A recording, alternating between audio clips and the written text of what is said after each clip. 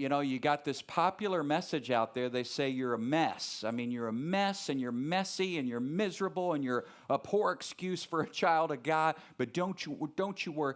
God's the janitor. Jesus is the janitor. He just went to the closet. He got his broom. He got his mop. He got his sponge. He's cleaning house, and eventually you won't be such a mess anymore. So then we think about ourselves as like 67% okay with God.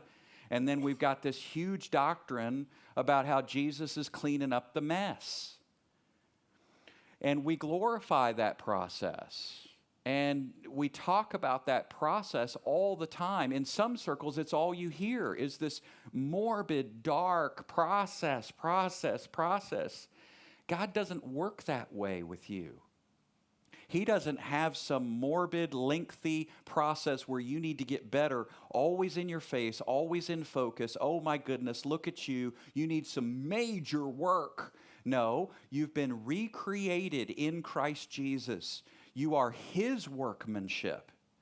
We have to start there. And that has to be 80% of what we're telling Christians, because we forget it.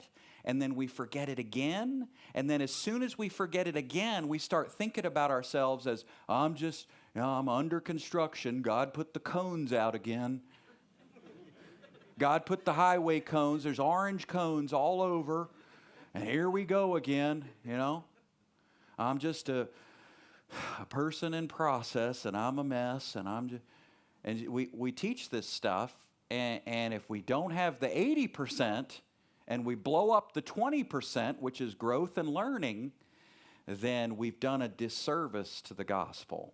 Yes, we're learning and growing. Yes, we don't perform perfectly.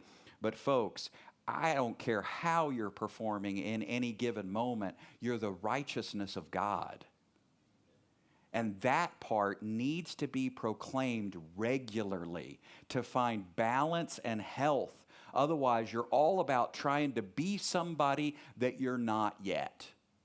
If you're about trying to be somebody that you're not yet, then you're rejecting who God made you. So how about you accept who God made you and recognize you're clean and close and right and free, and you're good, you got a good heart, you got a good nature, you're a good tree that bears good fruit. Yeah, there's pruning. But so what? That's just so that you can bear even more good fruit. Yay! And by the way, no sins are held against you. I mean, it's not like there's a scorecard. There's no caddy taking your score down. There's no clipboard. So suddenly, I've got this beautiful opportunity to grow in an atmosphere of total freedom and joy.